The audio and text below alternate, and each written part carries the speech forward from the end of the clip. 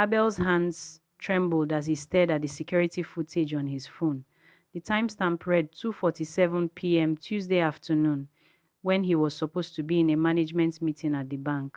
On the grainy screen, his wife of 5 months was pressed against the gateman behind the generator house, her wrapper pulled up around her waist, her head thrown back in a way that made Abel's stomach turn. This was not the innocent village girl he had married. He sat in his parked Camry outside the estate gate, unable to drive in, unable to face what was waiting for him inside those walls. His phone buzzed with a message from his colleague, Tony. Guy, that meeting was important. MD was asking for you. Where are you? Abel couldn't respond.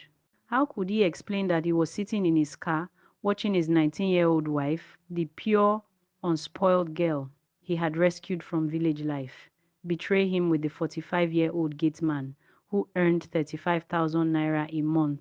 His phone buzzed again. Another video, this time from last week. Same location, same people, different position. Jesus Christ, Abel whispered, his voice breaking. The security guard who had sent the videos, a friend from his hometown, had attached a message. Oga, I'm sorry, but you need to know, this thing has been happening since you traveled for that training, almost every day. Abel closed his eyes. The training in Abuja, 2 weeks ago, he had left her with 200,000 naira for housekeeping. He had called her every evening. She had sounded so sweet, so innocent. I'm just watching TV. My husband, she would say in that soft village accent that had charmed him 6 months ago. I'm missing you so much. Lies. All lies. To understand how Abel, a 34-year-old senior bank manager, University of Lagos graduate, and one of the most eligible bachelors in Lekki, ended up packed outside his own house, too broken to go inside. We need to go back to where it all began. But first, please help us grow by subscribing to the channel for more intriguing stories. Abel Okonkwo was not a man who made impulsive decisions. At 34, he stood 6 feet tall with a solid build that came from twice weekly gym sessions at his estate's fitness center. He had the kind of face that women called handsome in a reliable way, not flashy but trustworthy. His rimless glasses gave him an intellectual air that matched his position as senior manager, corporate banking, at one of Nigeria's top-tier banks. He had worked hard for everything he had. Born in Newi, Anambra State, he was the first son of a spare parts dealer who had sacrificed everything to send him to university. Abel had graduated with first-class honors in accounting, done his master's while working, and climbed steadily through the banking sector. By 34, he earned 850,000 naira monthly, owned a 4-bedroom duplex in a gated estate in Lagos, and drove a 2019 Toyota Camry. But he was tired. Tired of Lagos women who wanted to finish him with bills at restaurants. Tired of girlfriends who were more interested in his salary than his soul. Tired of educated women who argued about everything, who wanted careers that competed with his, who couldn't cook because they would rather order from KFC. His mother's voice echoed in his head during every failed relationship. Abel, these Lagos girls will use you and dump you. Come home and marry a good girl. A girl who knows how to respect her husband. His breaking point came in December 2023 at his friend Emeka's wedding in Abuja. Emeka had married Ozzy, a fellow banker, beautiful, educated, sophisticated.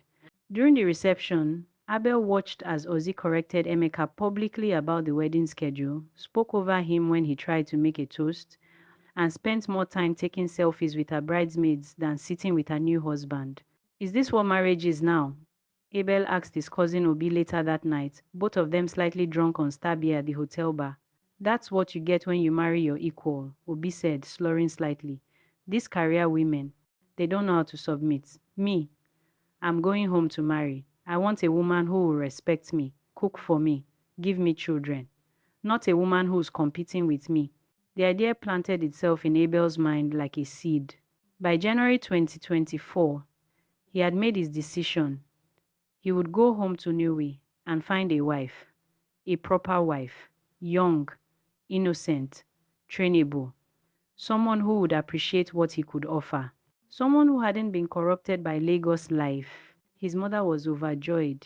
Finally, she exclaimed when he told her during a visit in February. I've been praying for this day. These Lagos girls were going to destroy you. I know many good girls here, church girls, girls from good families. No university girls, Abel said firmly. I want someone simple, someone who will be at home, take care of the house, give me peace. His mother nodded knowingly. I understand, my son. I understand. His mother arranged everything. In March 2024, during the Easter holiday, Abel came home for what his mother called introduction meetings. She had lined up 5 potential brides, all from respectable families in Niue and surrounding villages. Abel met 4 of them and felt nothing. They were nice enough, quiet, respectful, properly dressed, but there was no spark. They seemed almost fearful, unable to hold a conversation beyond yes sir and no sir. Then he met Jennifer. She came with her aunt on a Sunday afternoon, and Abel was struck immediately by how different she was. At 19, she had a petite frame with the kind of smooth dark skin that glowed with youth and health. She wore a simple Ankara dress that showed her figure modestly, and her hair was braided in neat cornrows without any expensive attachments.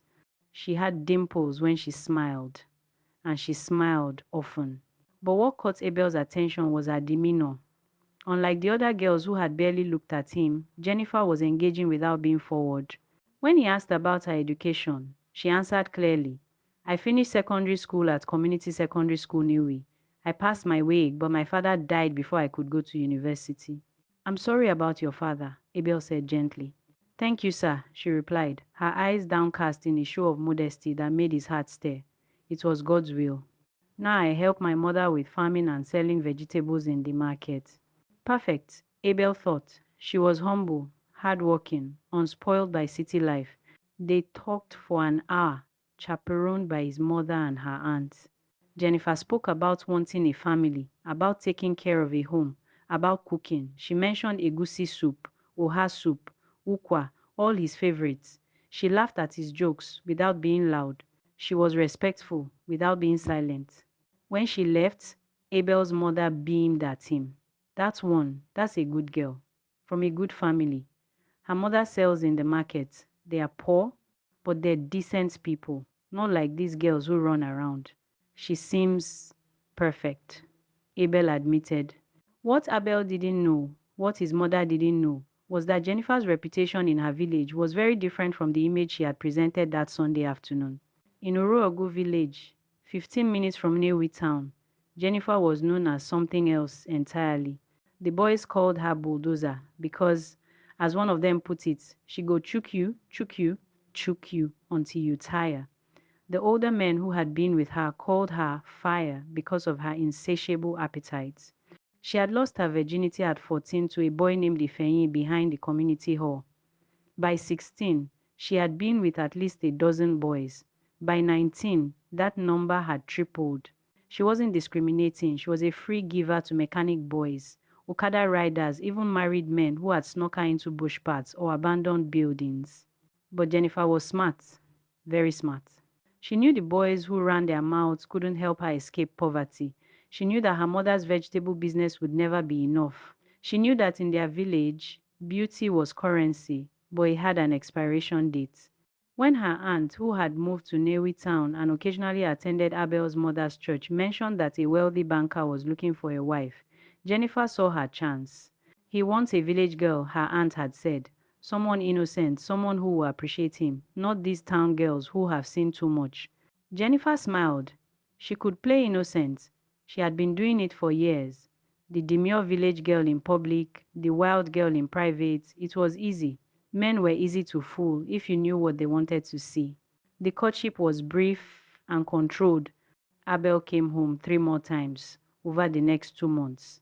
Each visit, he and Jennifer met under supervision, his mother's sitting room, the church compound, once at a restaurant in Niue, where Jennifer marveled at everything like she had never been anywhere nice. She had been to several hotels with various men, but Abel didn't need to know that. During their fourth meeting, Abel made his move.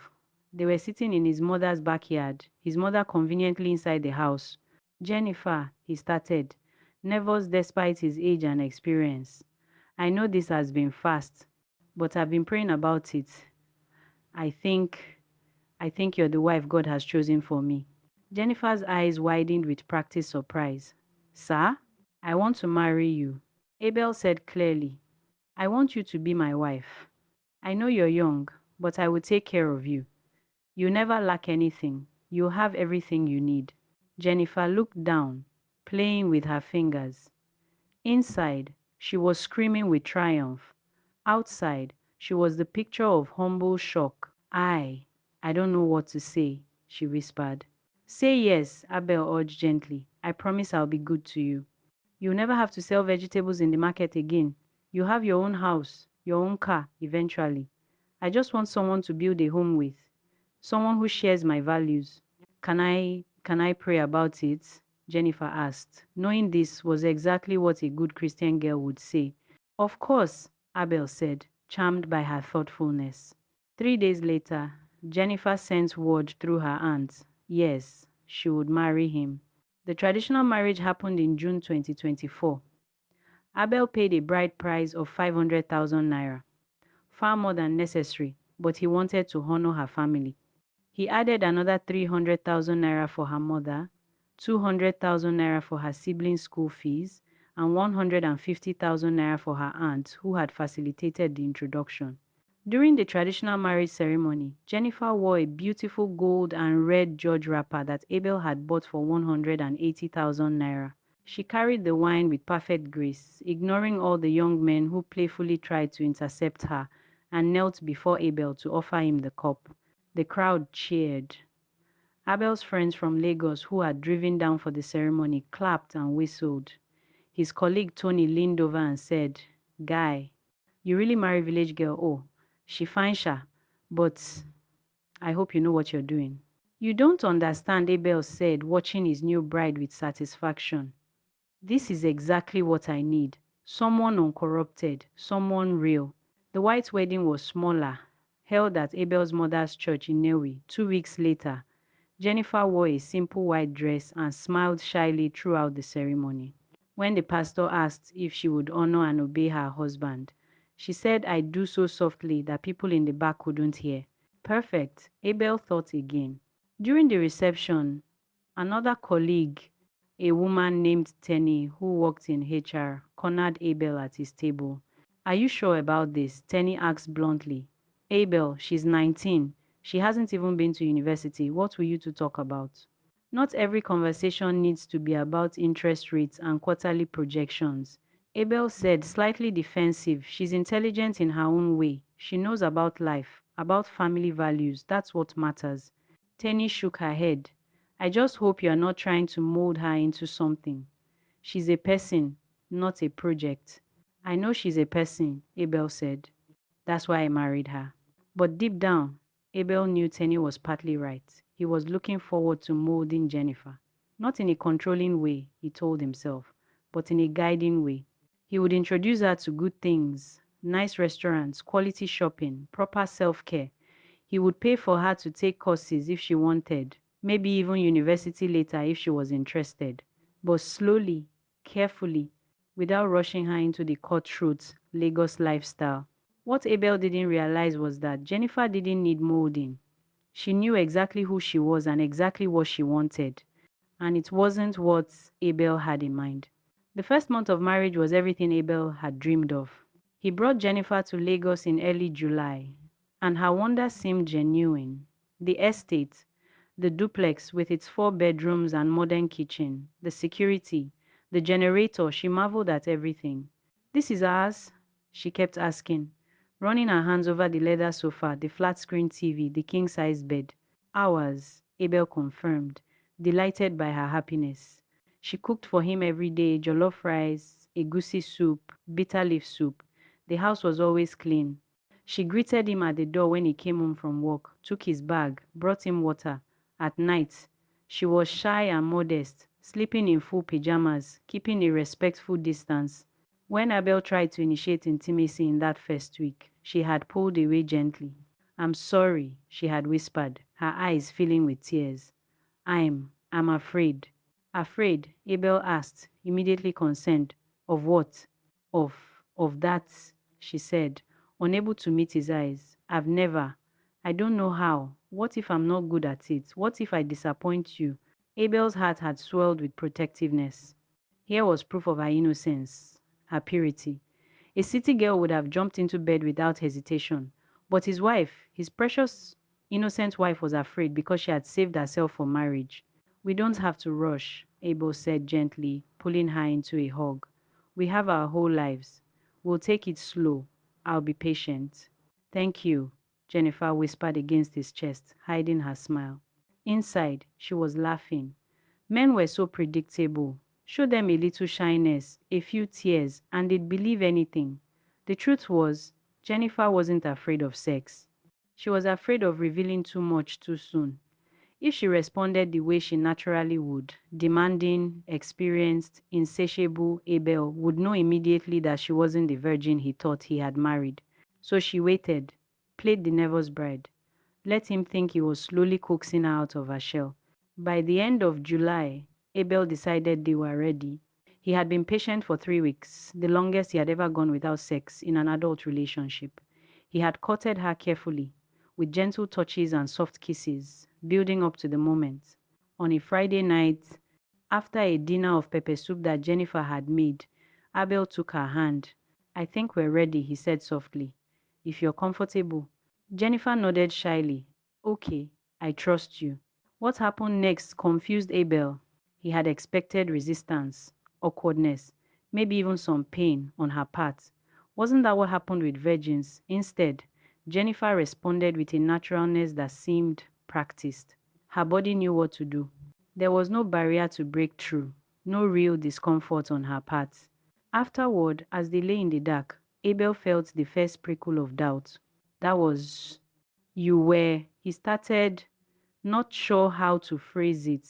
Was I okay? Jennifer asked, her voice small. Did I do it right? I was trying to remember what my married cousin told me to do. The doubt faded. Of course, she had talked to someone. That made sense. You were perfect, Abel said, pushing the nagging feeling away. But the feeling didn't stay away for long. By August, Abel realized something was very wrong. It started slowly. The morning after their first night together, Jennifer had been eager, very eager. When Abel woke up, she was already awake, touching him, kissing him, pulling him close. Again? Abel had asked, surprised but pleased. Already? I'm sorry, Jennifer had said, but she didn't sound sorry. I want you. Abel had obliged, chalking it up to newlywed passion. But it didn't stop. That evening, when he came home from work, Jennifer was waiting at the door in a wrapper and nothing else. Before he could even put down his briefcase, she was pulling him toward the bedroom. I've been thinking about you all day, she breathed.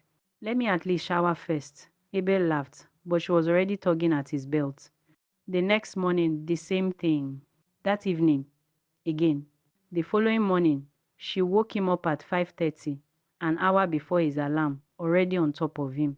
Jennifer, Abel said, gently pushing her away. I have to get ready for work. I have a 9 a.m. meeting.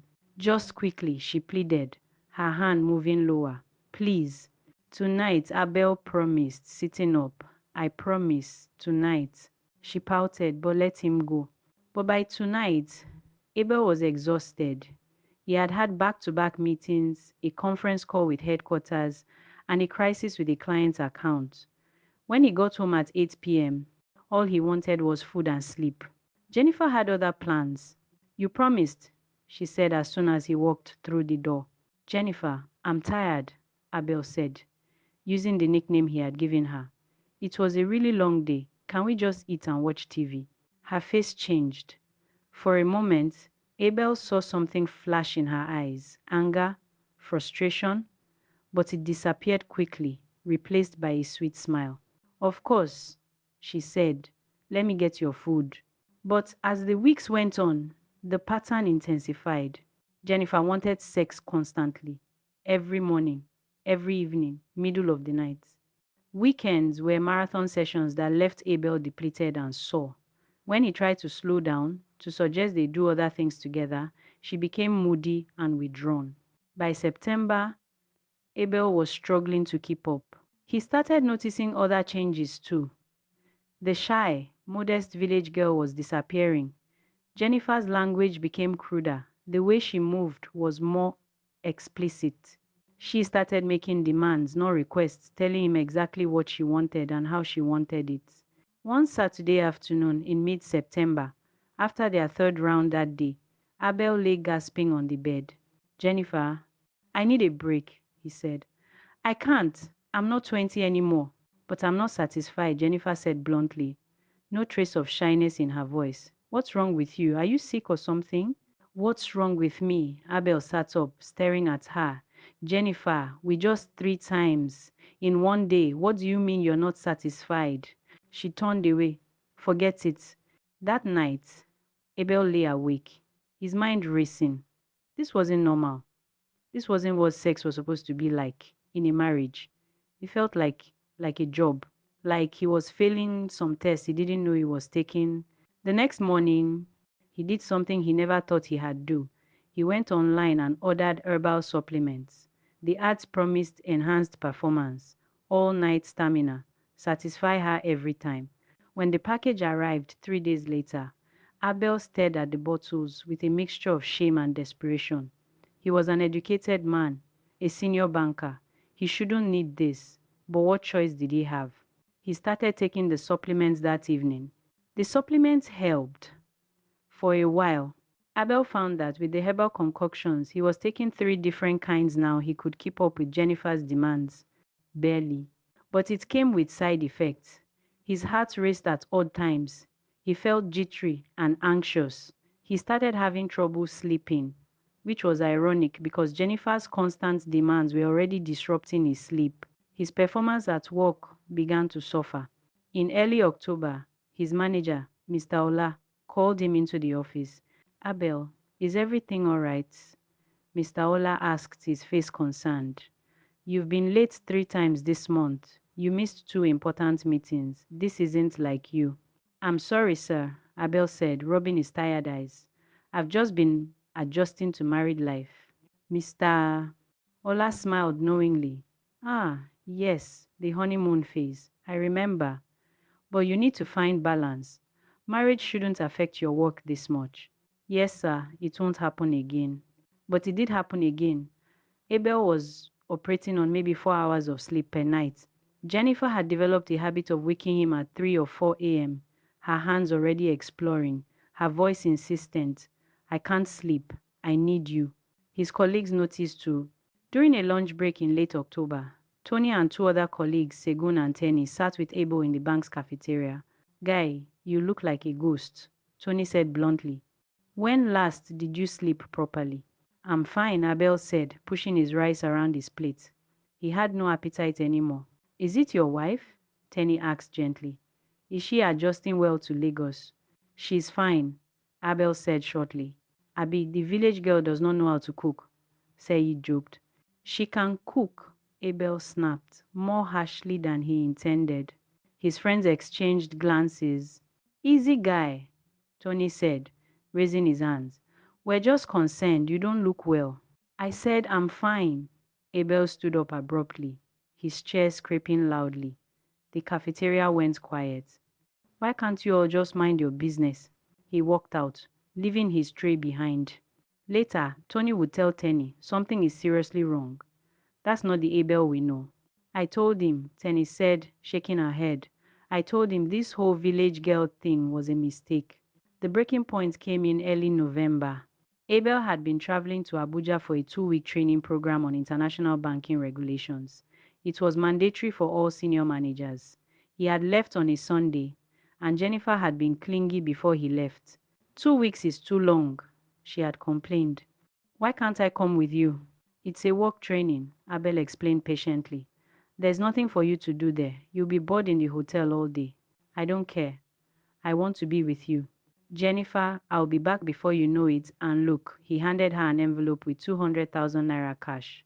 For housekeeping, buy whatever you need. Enjoy yourself. She had taken the money with a pout but said nothing more. During those 2 weeks, Abel felt like he could finally breathe. He slept full nights for the first time in months. His mind cleared. He participated actively in the training sessions, impressing his instructors. He called Jennifer every evening, and she always sounded sweet and demure on the phone. "How was your day, my husband?" she would ask. "Good, long but good. How are you?" "I'm fine. Just watching TV. Missing you." "Miss you too. Just a few more days," he would reassure her. What Abel didn't know was that Jennifer was going insane with boredom and frustration. 2 weeks without sex was torture for her. She tried to manage on her own, but it wasn't enough. She needed the real thing. She needed someone. Her eyes fell on Samson, the estate gateman. Samson was 45, short and stocky, with a weathered face and hands rough from manual labor. He earned 35,000 naira monthly and lived in a boys' quarters at the estate entrance. He had a wife and 3 children in Edo State, whom he visited once every 3 months. To Jennifer, none of that mattered. What mattered was that he was available, he was close, and he was male. She started by being friendly. On the Wednesday of Abel's first week away, she walked to the gate with a plate of rice. "Good afternoon, sir." She greeted Samson with a smile. "I cooked too much food and my husband traveled. Would you like some?" Samson was surprised but grateful. "Ah, madam, thank you. God bless you." The next day, she brought him bottled water and bread. The day after, it was meat pie and a can of coke. "Madam, you're too kind," Samson said, bemused by the sudden attention. "Your husband is lucky." "Am I lucky too?" Jennifer asked, her voice suddenly different, lower, suggestive. Samson looked up sharply. "Madam?" "You heard me." Jennifer moved closer. "Am I lucky?" Samson's eyes widened. "Madam, I don't understand." "Yes, you do." She was standing very close now, close enough that he could smell her perfume. "My husband is away. I'm lonely. You're here. It's simple." "Madam, this is not right." Samson stammered, but his body was betraying him. "Your husband, he's a good man. He respects me." "I cannot." "He'll never know," Jennifer whispered. "Unless you tell him. And why would you do that?" What happened next was inevitable. Samson was a man who had been away from his own wife for 2 months, a man who had watched this beautiful young woman walk past his gate every day, her hips swaying, her wrapper clinging to her curves, a man who earned 35,000 naira and lived in a single room with a mattress on the floor. When Jennifer told him to meet her behind the generator house, a blind spot where the estate's cameras couldn't see, he went. That first time led to a second time, and a third. By the time Abel returned from Abuja, Jennifer and Samson had been together 8 times in 10 days. Samson felt guilty, terrified. He knew what he was doing was wrong, knew that if Abel found out, he would lose his job and possibly his life. But he couldn't stop. Jennifer was like a drug, demanding, insatiable, unlike any woman he had ever been with. Jennifer felt nothing but satisfaction. She had managed to survive the 2 weeks. Now that Abel was back, she could go back to using him. Samson was just insurance, backup for when Abel couldn't perform. And Abel, jet lagged and tired from his trip, suspected nothing. "I missed you so much," Jennifer said when he walked through the door on the Sunday evening, throwing her arms around him. "Missed you too," Abel said, hugging her back. "The house looks great.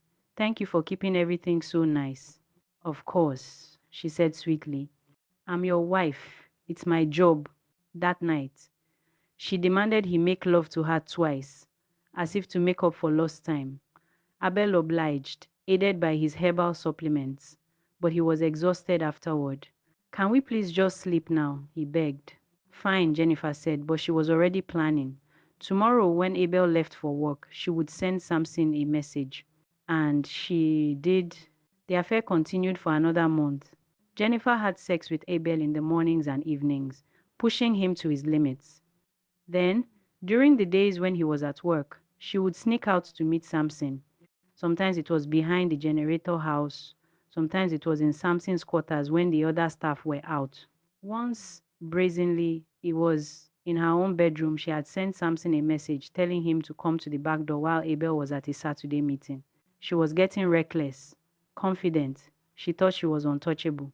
But estate security, a man named Emeka from the same hometown as Abel, was watching. Emeka had noticed Jennifer's visits to the gate. He had noticed how friendly she was with Samson. He had noticed that Samson was suddenly always checking his phone, always disappearing for quick breaks that lasted 30 minutes.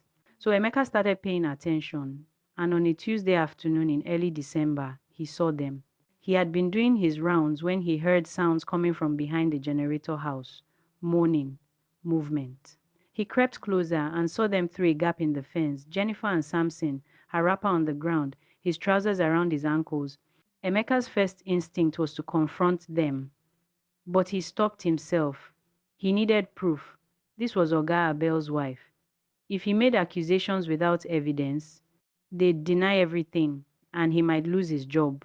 So he took out his phone and started recording.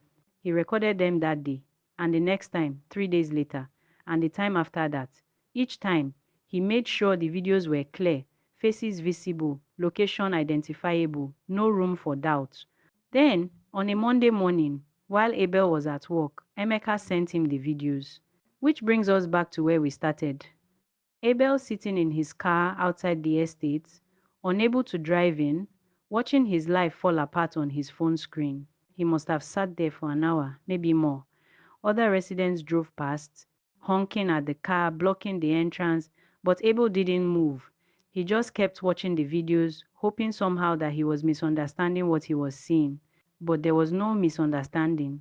Finally, as the sun began to set, Abel drove into the estate. He parked in his driveway, sat for another 10 minutes, gathering courage, then walked to his front door. Jennifer was in the kitchen cooking. She heard the door and called out cheerfully, "Welcome home, my husband. Food is almost ready." Abel walked into the kitchen. Jennifer turned, smiling, and the smile froze when she saw his face. "What's wrong?" she asked, her voice suddenly uncertain. Abel placed his phone on the counter. The video was paused on a clear shot of Jennifer's face, her head thrown back, her mouth open. "What is that?" Jennifer whispered, all color draining from her face. "You tell me," Abel said, his voice eerily calm. "What is it, Jennifer? What am I looking at?" That's not me," she started, but her voice failed. "It's not you." Abel pressed play. The sound filled the kitchen, her moans, Samson's grunts, her voice saying things Abel had never heard her say to him.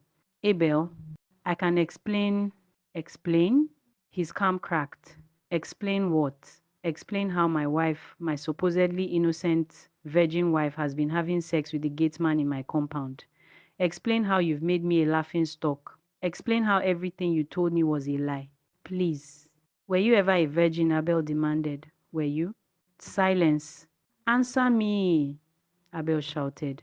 "No," Jennifer whispered, tears streaming down her face now. Real tears, not manipulative ones. She was caught and she knew it. "No, I wasn't." Abel staggered back as if she had struck him, even though he had suspected. Hearing it confirmed was devastating. "How many?" he asked. "How many men before me?" "It doesn't matter."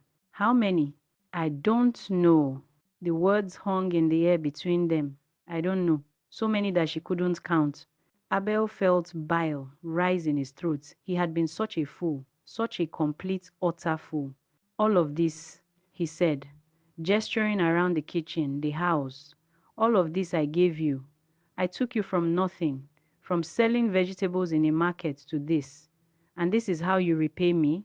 "I'm sorry," Jennifer sobbed. "I'm so sorry. Please, give me another chance. I'll change. I promise I'll change." "Change?" Abel laughed bitterly. "Jennifer, you can't change who you are. And I was stupid to think I could find a wife by ordering her from a village, like she was a product, like she was something I could mold into what I wanted." He picked up his phone and started walking toward the bedroom. "Where are you going?" Jennifer called after him. "To pack your things," Abel said without turning around. "You're leaving tonight." Jennifer tried everything. She begged. She cried. She promised it would never happen again. She blamed loneliness, blamed the gateman for seducing her, blamed Abel for traveling. If you'd been here, this wouldn't have happened, she screamed at one point. If you could satisfy me, I wouldn't have needed anyone else. That caught Abel deeper than anything else. The implication that he was inadequate, that his failure to meet her impossible demands justified her betrayal. Get out, he said coldly. Get out of my house. This is my house too, she shrieked. You married me. You can't just throw me out. Watch me. Abel called Emeka, the security guard who had sent the videos. Within 20 minutes, Emeka and two other estate security men were at the door. Please escort my wife off the premises, Abel said formally. She's no longer welcome here. You can't do this, Jennifer screamed as the men picked up her bags. Abel had packed two suitcases with her clothes and nothing else. I'm your wife. We're married in church. That marriage is over, Abel said. My lawyer will contact you about the annulment. Annulment? On what grounds? Fraud, Abel said. You misrepresented yourself. You weren't who you claimed to be. That's grounds enough. As the security men led her to the gates, Jennifer saw Samson standing outside his post. His eyes widened when he saw her with her bags, saw the grim faces of the security men. You, Jennifer screamed at him. This is your fault. You couldn't keep your mouth shut. But Samson had already known. Emeka had told him that morning. Oga knows. You're lucky he didn't press charges. You're fired. Leave the estate now. Jennifer was dropped at the estate gate with her two suitcases and 50,000 naira that Abel had put in an envelope transport money, nothing more. She called her aunt in Niue, but the aunt refused to help. You've brought shame on our family, her aunt said coldly. Don't call this number again. She called her mother. Her mother cried but had no solution. Where will you go? What will you do? Jennifer didn't know.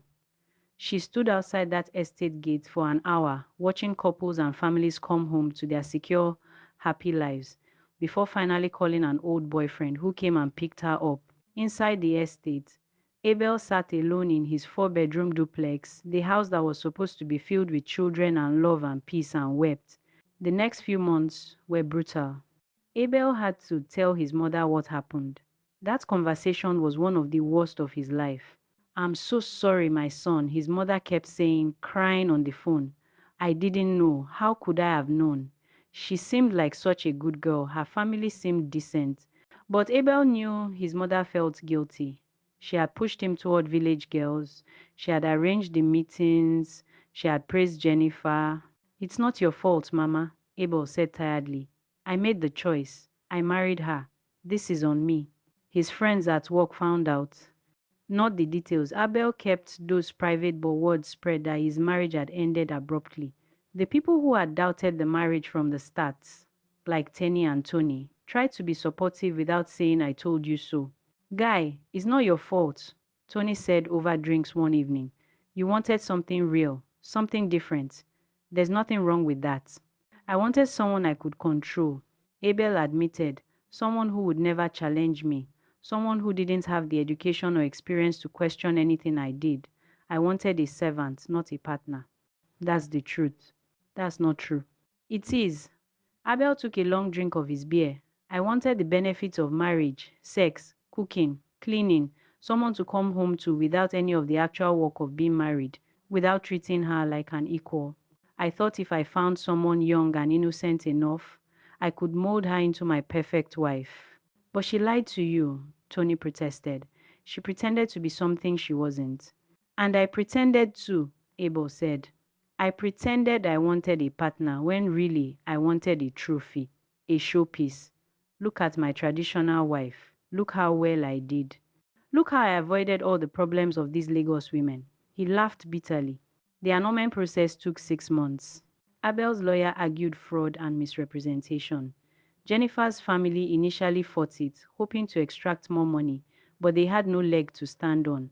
Jennifer had misrepresented her sexual history, had committed adultery, and had been caught on video. The court granted the annulment in June 2025. Abel heard later that Jennifer had moved back to Niue, though not to her village. She was living with a man who owned a hotel, a married man, according to sources. She was pregnant, but no one knew if the child was the hotel owner's or someone else's. Abel felt nothing when he heard this news. Not anger, Not satisfaction, not even pity, just emptiness.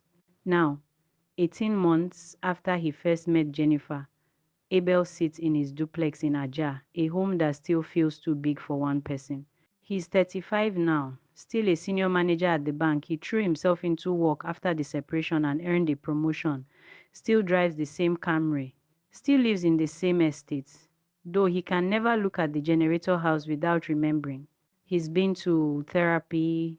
His therapist, a woman named Dr. Okoro, helped him understand things he had never thought about.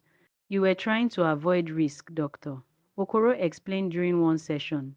You thought if you found someone inexperienced, someone young, someone without the corruption of city life, you'd be safe, you'd be in control. But that's not how relationships work. There's always risk, and control isn't the same as partnership. I know that now, Abel said. I don't know if I'll ever trust anyone again. Trust is rebuilt slowly, Dr. Okoro said, but it starts with trusting yourself, trusting your judgments, learning to see people for who they really are, not who you want them to be. Abel doesn't know if he'll marry again. Maybe someday, when he's healed more, when he's learned to trust again. But if he does, it will be different. He won't look for innocence or inexperience. He'll look for honesty. He won't look for someone to mold. He'll look for someone already complete, someone with her own goals and dreams. He will look for partnership. And he won't look in a village or in a city. He'll look at individuals, seeing them clearly for who they are, not who he wants them to be. The road to healing is long, but Abel is walking it. One day, one step, one lesson at a time. Do you enjoy stories like this? Please leave a comment and subscribe to the channel for more.